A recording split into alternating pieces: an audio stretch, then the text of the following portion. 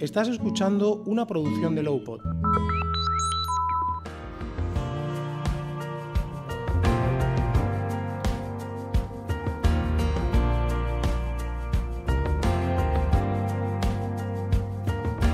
Hola a todos, bienvenidos a Glaucoma en la Onda, un podcast de la Asociación de Glaucoma para Afectados y Familiares, AGAF. Hoy os presentamos el testimonio de Delfina, la vicepresidenta de la asociación y uno de sus miembros fundadores. Buenos días, Delfina. Buenos días. Hoy queríamos hablar de tu glaucoma, pero no solo de eso, también de tu vida. Así que lo primero, ¿cómo estás? Estoy bien. Una temporadita que estoy bien. Bueno, aquí tenemos información privilegiada y sabemos que Delfina tiene un tipo de glaucoma que es el glaucoma congénito. Es una patología que se revela nada más nacer. Así que lo primero que te queríamos preguntar es cómo fue tu diagnóstico y cómo fueron los meses posteriores. Bueno, pues mi diagnóstico fue... fue lento porque nadie sabía lo que yo tenía en los ojos. Cuando yo nací se notaba que tenía algo muy gordo en los ojos. Y lo primero que les dijeron a mis padres es que tiene usted una niña ciega. Muy bien. Pero eso no es un diagnóstico. Entonces el diagnóstico fue lento porque hubo que ir por muchos especialistas. Estamos hablando del año 1958. Y hasta el mes de nacer no se me diagnosticó. El glaucoma congénito no se conocía. Y eso fue el diagnóstico. Y entonces nos mandaron a la clínica Barraquer, donde operaban y trataban a los niños que tenían glaucoma. Siempre se pensaba que el glaucoma era una enfermedad de gente mayor. Nadie pensaba que un niño recién nacido podía tener glaucoma. Así, de forma general, los médicos no lo pensaban. Y bueno, pues eso fue todo. Claro, a mis padres les cayó como un jarro de agua fría, aquello fue tremendo, ¿no? Claro, porque ellos no habían tenido manera de conocerlo antes de nacer. No, claro. No había pruebas prenatalles. Además es que tampoco se ve, ¿eh? O sea, en una ecografía no se puede ver si el niño tiene glaucoma o no. Con estudios genéticos hoy en día sí se puede. Entonces, por supuesto que no.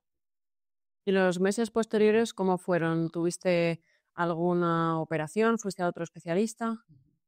Sí, ahí en la clínica Barraquer me operaron 5 veces, 3 en el ojo izquierdo, que era el que peor tenía, y 2 en el derecho. Tenía un 90 de tensión en el izquierdo y 60 en el derecho. Y a partir de ahí estuve, entre unos posoperatorios y otros, pues estuve como hasta los 6 meses, que ya volví a mi casa de Madrid. Y ya está. Y bueno, y a partir de ahí pues vino toda mi infancia. ¿Y cuál fue el mayor desafío que enfrentaste en la infancia debido al glaucoma? ¿Conservaste la vista que tenías de las operaciones? ¿Empeoraste? ¿Mejoraste? A ver, mejoré la vista a partir de las operaciones. Y llegué a ver por el ojo derecho un 30% y por el izquierdo un 15%, ¿no? Y bueno, el mayor desafío que pues yo creo que fue el colegio. Hubo otros desafíos, ¿no? Pues jugando, montando en triciclo, que yo montaba en triciclo increíblemente. Pero el colegio fue muy, muy tremendo. Porque claro, en el colegio tuve que aprender a leer, que por cierto aprendí bastante rápido.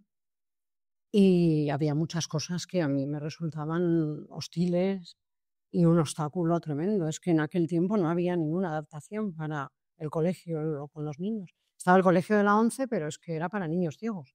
Y yo tenía vista. Nadie se lo planteó. ¿Y tú eras consciente de que tu visión era diferente a la de los demás niños? Sí, de eso fui yo consciente siempre. Siempre. Porque yo veía que los niños no tenían problemas para ver la pizarra o para leer las cartillas. Yo sí tenía problemas. Leía más lento. Y a la hora de escribir, por ejemplo, pues a la hora de copiar las planas, yo tenía problemas, claro, sí. Indudablemente era consciente, sí. ¿Y al final pudiste estudiar con glaucoma? ¿Pudiste finalizar tus estudios, el graduado al menos? Sí. No, claro, yo iba para adelante. Bueno, yo veía así, yo era así. Y a pesar de ciertas dificultades que tuve en el colegio, y sí, yo seguía estudiando.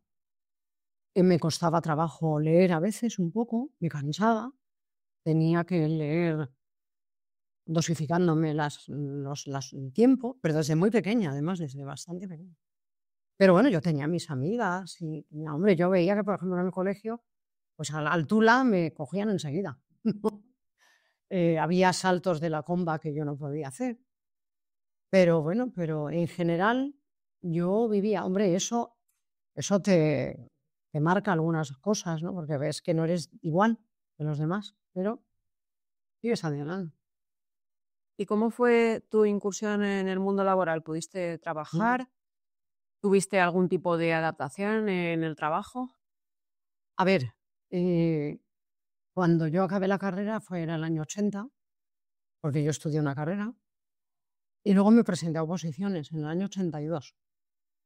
Saqué la oposición y, y bueno, la única adaptación que yo tuve es que en el examen de oposición pedí que me pusieran la lámpara más cerca para poder leer mejor.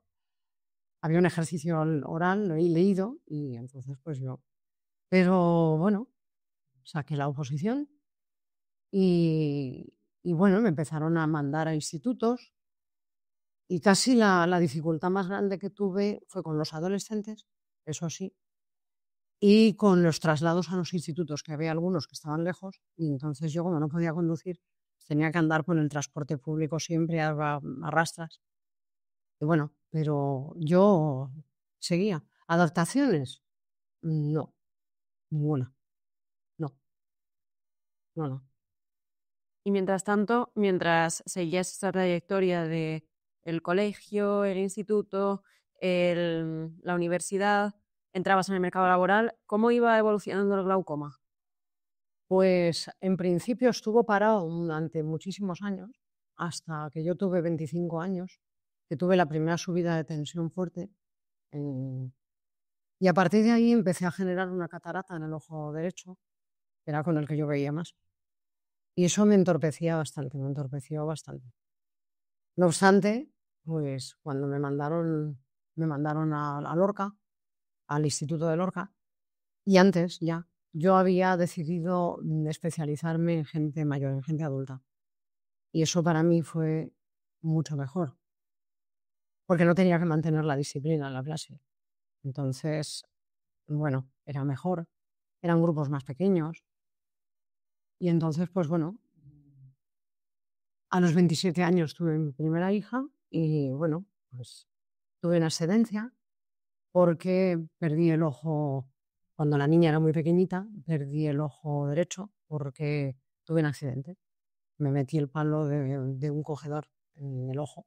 La gente dirá, bueno, pero esto no será por glaucoma. No, pero sí fue porque yo veía mal, yo veía muy mal. Iba deprisa en la cocina y tal. Y mm, bueno, pues tuve un desprendimiento de retina muy grande y tuve que parar un tiempo muy grande por estar de baja y por una serie de cosas. Y bueno, y ya después de la excedencia, pues, y de la baja, pues yo seguí con mi vida laboral, ¿no? Y mientras tanto, ¿te sometías a algún tratamiento? ¿Tuviste que volver a pasar por el quirófano o todo se mantenía estable en ese sentido?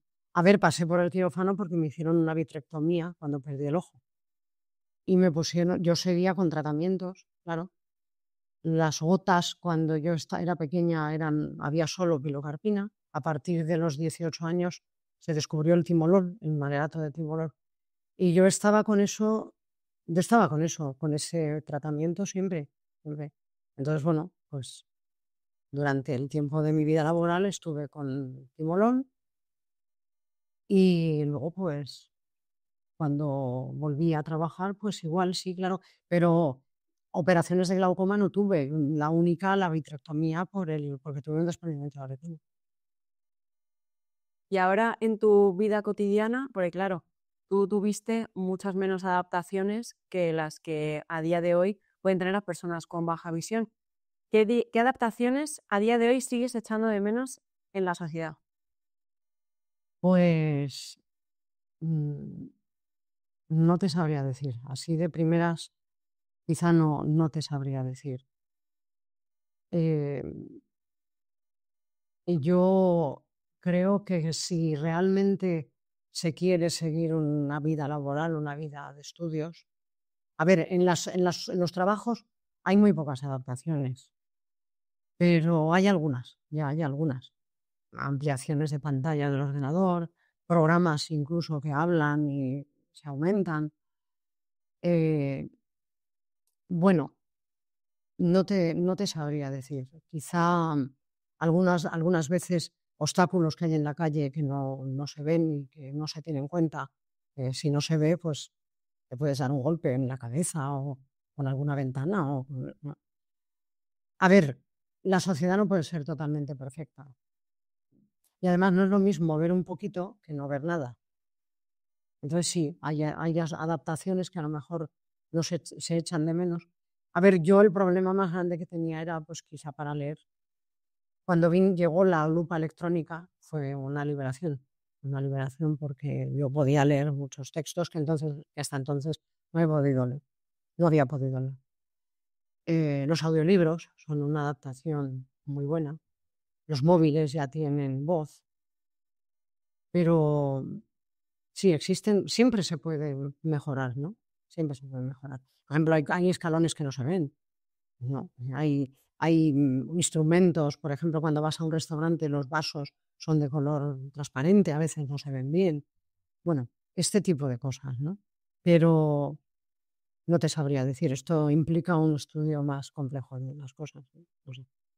¿Y qué herramientas o qué tecnologías sí que, de hecho, usas en tu vida diaria Ujú, para que te facilitan, pues eso, tu rutina, tu vida, tu manera de desarrollarte? ujú.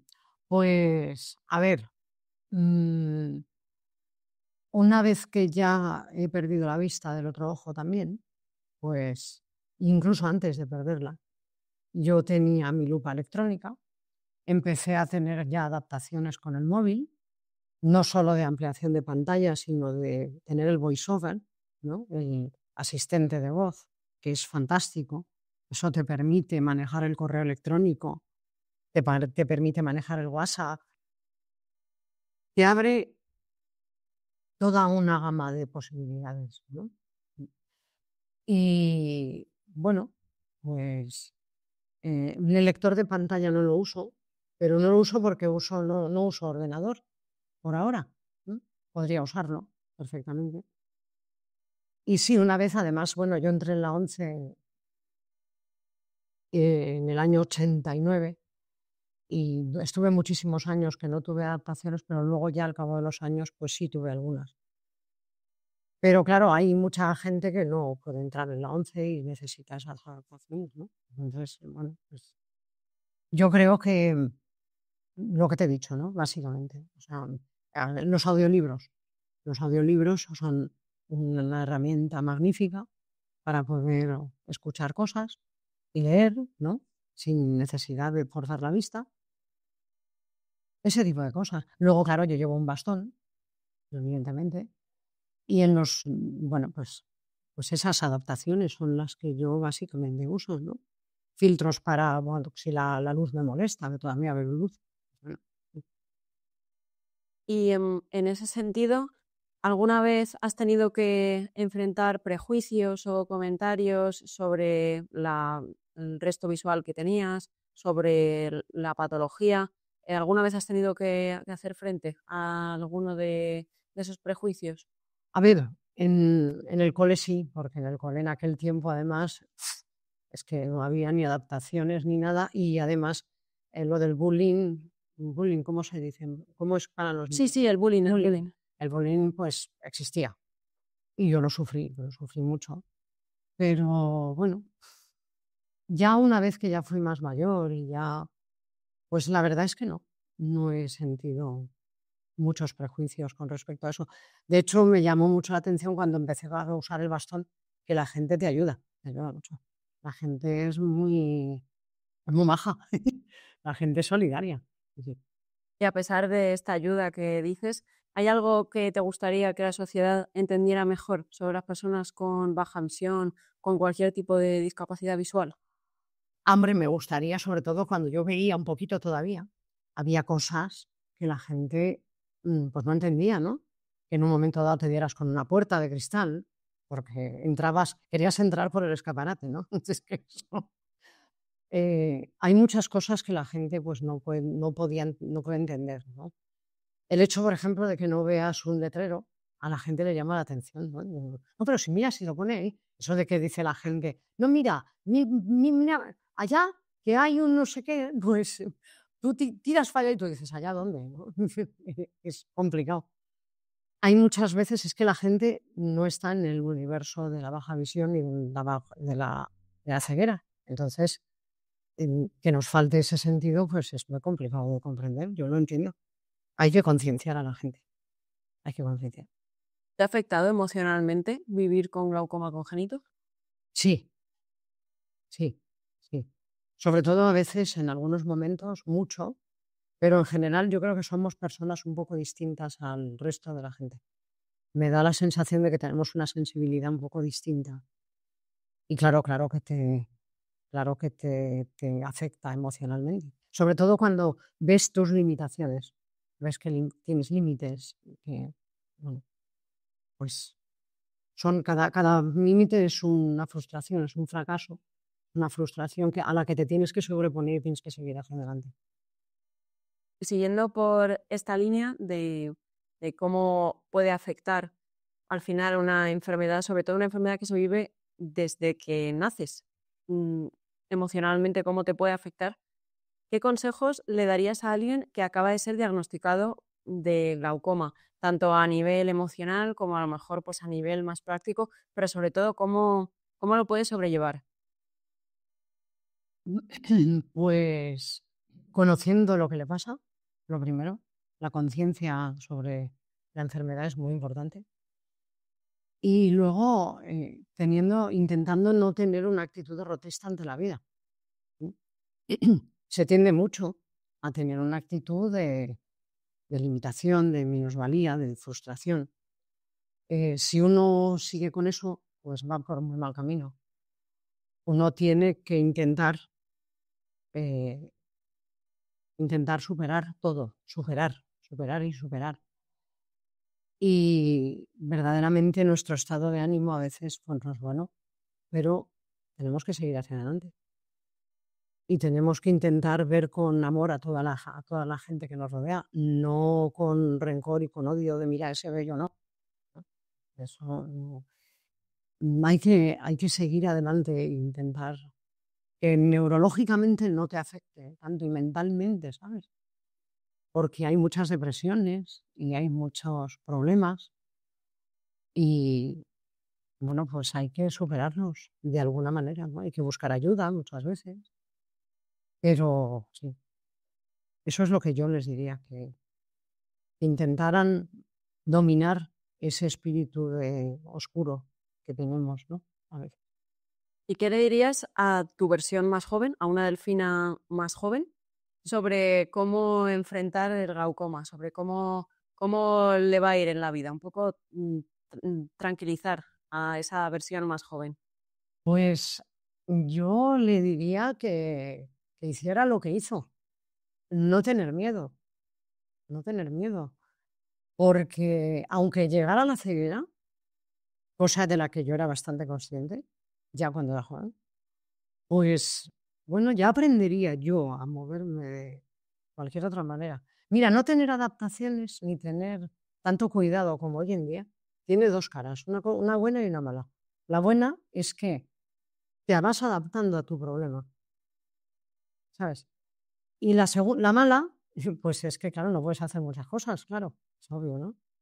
Y no tienes el apoyo de la sociedad, de la gente, de los profesores.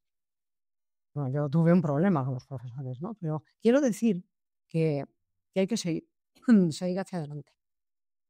Bueno, hay que tener cuidado con las cosas, es decir, siempre seguir el tratamiento, siempre hacer lo que los médicos te dicen y seguir hacia adelante, todo lo que la vida te deje.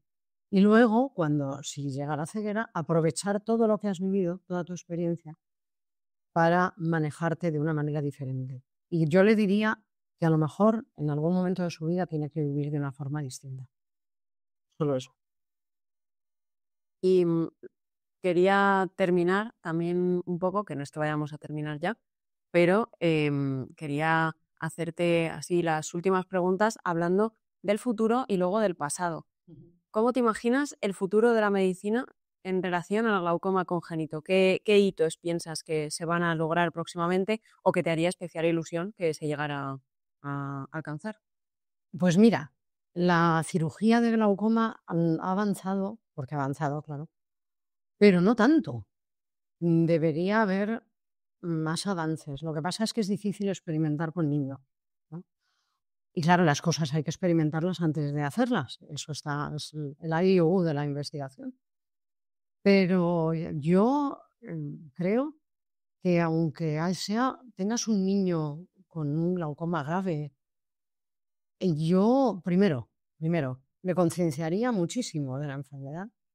No para que tenga miedo, sino al contrario. Le daría siempre apoyo. Y quiero ver el futuro de la enfermedad y en el futuro de la medicina con optimismo, porque se están iniciando una serie de investigaciones sobre nervio óptico, no tanto sobre presión intraocular, sino sobre nervio óptico. Entonces, estas investigaciones podrán favorecer a los niños que nazcan ahora y quizá lleguen a recuperar parte de ese nervio óptico y de esas células ganglionares. Y luego también, pues, bueno, hay que tener esperanza en los estudios genéticos también. Ahora mismo no se pueden modificar los genes del glaucoma porque no hay uno, hay muchísimos, pero también soy optimista con eso porque hay investigadores que están trabajando en eso. Por eso queremos que el glaucoma sea una enfermedad neurodegenerativa, porque es que lo es. Y queremos superar esa degeneración del nervio óptico. Eso es muy difícil, pero ahí estamos. Y lo prometido es deuda, llega la pregunta del pasado. Echando la vista atrás, ¿hay algún logro del que te sientas especialmente orgullosa en toda tu trayectoria? Sí, de las 2 hijas que tengo. Hay muchas personas que tienen glaucoma congénito y piensan que es mejor no tener hijos. Yo lo pensé, pero tuve 2 hijas que son mis 2 tesis doctorales. O sea, no, mis 2 hijas, sin ninguna duda.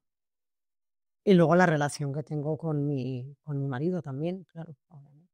Luego sí, la carrera, el haber estado trabajando con gente, la asociación, todo eso también, sí. Pero mis 2 hijas son el hito de mi vida. A ver, para mí fue un logro hacer la carrera porque tuve muchos problemas. También intenté estudiar música y estudié música hasta tercero de solfeo. A partir de ahí ya era circo y ya no era posible. Yo veía en foco, porque claro, yo cada vez fui perdiendo más vista según me fue haciendo más mayor, ¿no? Pero la carrera fue un hito, la oposición también, y además gracias a eso vivo todavía, porque, bueno, pues fue un trabajo que yo podía más o menos hacer, cada vez menos, hasta que me jubilaron. Y eso también fue un hito, o sea, para mí mis 15 años de trabajo en el instituto fue también un logro. Luego es un logro estar en la asociación. Llevamos 20 años, por cierto, se conmemoran 20 años de la asociación. Ahora, el 4 de marzo, se conmemora. Y creo que hemos ayudado a cierta gente, a bastante gente, ¿no? Y creo que todo eso es un hito, el poder haber llevado una vida más o menos normal. Ahora en mi casa, pues poder hacer algunas cosas, muchas cosas. Por ejemplo, yo limpio el polvo, yo paso la mopa, la paso de oído, eso sí, pero la paso. Cocinar no me atrevo, pero desde luego está claro que el hito mayor pues han sido mis 2 hijas. Quizá fue lo más arriesgado que yo hice.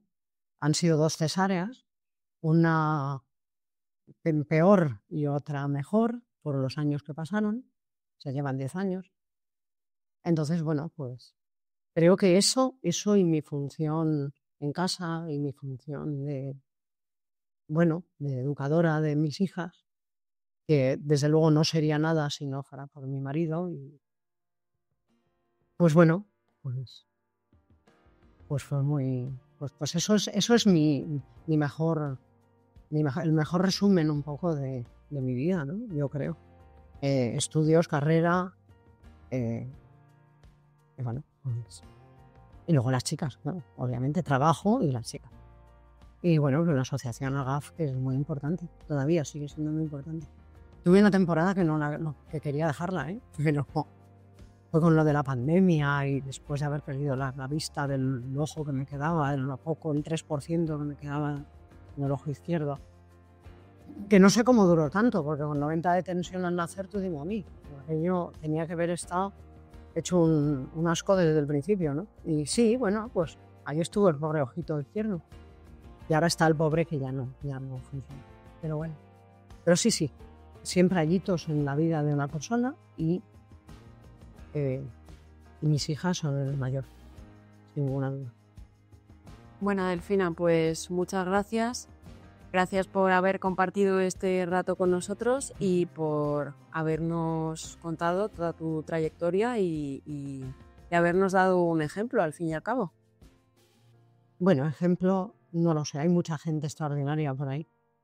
Y pues en la asociación vemos siempre historias muy, muy buenas, historias peores, claro, depende de cada persona. Pero hay gente que es muy, muy héroe, muy heroica, mucho más que yo. Yo no he subido al Everest, ni he aprendido a tocar el piano, ni nada de eso, no hago esas cosas. Pero bueno, llevo una vida sencilla, me gusta.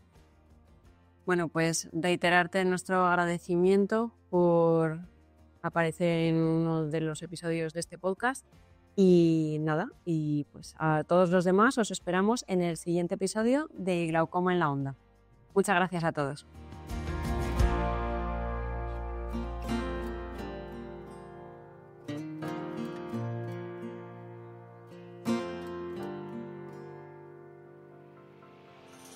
Cada vez son más las marcas que apuestan por el podcast como herramienta de comunicación.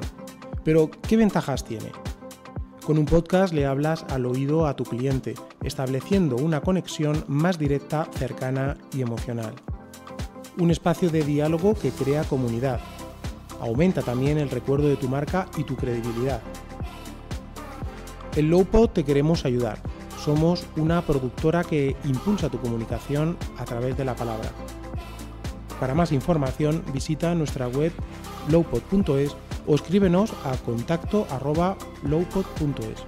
Apuesta por el podcast, apuesta por Lowpod.